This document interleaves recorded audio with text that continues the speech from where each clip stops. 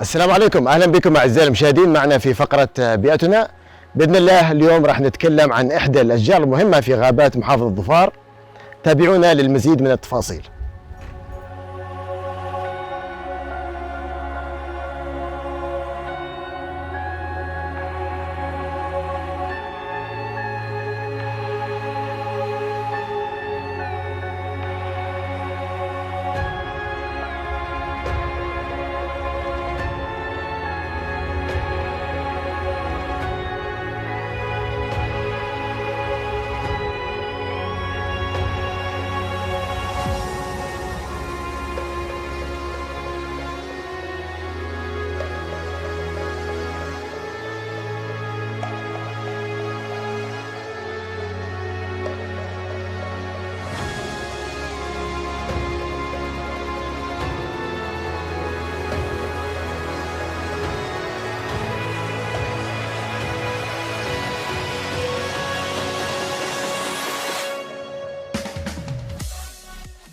شجرة التمر الهندي أو كما تعرف علميا باسم تمرندوس إنديكا، وتعرف محليا باسم الصبار، هي في الأساس شجرة لا توجد في الهند.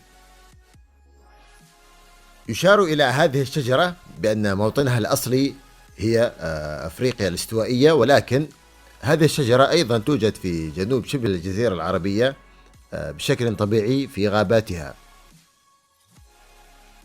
قيل أن الفراعنة لهم الفضل الأول في إدخال زراعة التمر الهندي خلال العصور الوسطى إلى مناطق البحر الأبيض المتوسط، وقد عثر علماء الآثار على بعض أجزاء من التمر الهندي في مقابر الفراعنة.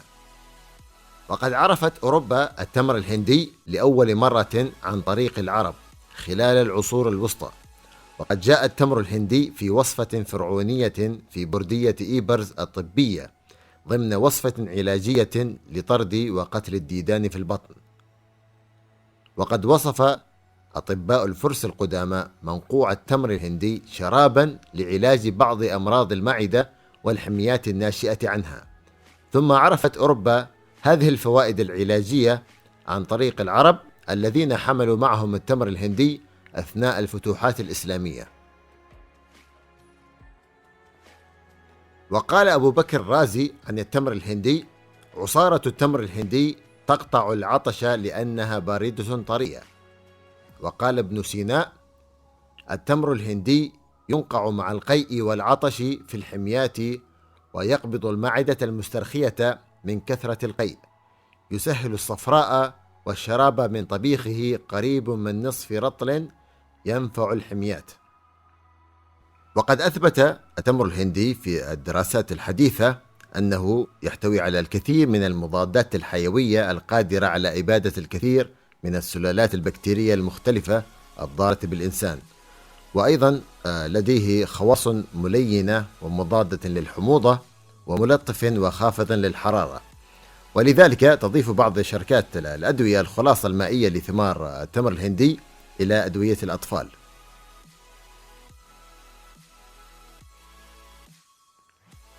أتى مسمى الصبار أيضا لدى داود الأنطاكي عندما وصف التمر الهندي، والصبار هنا لا يشابه كلمة الصبار، وهي النبتة الشوكية التي توجد في أمريكا الشمالية وأمريكا الجنوبية.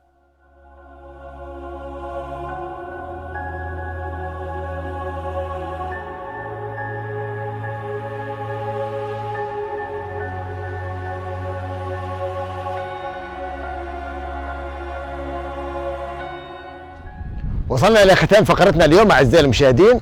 أتمنى بأن أكون قدمت لكم معلومات طيبة عن هذه الشجرة. تابعونا بإذن الله في الفقرات القادمة. في أمان الله.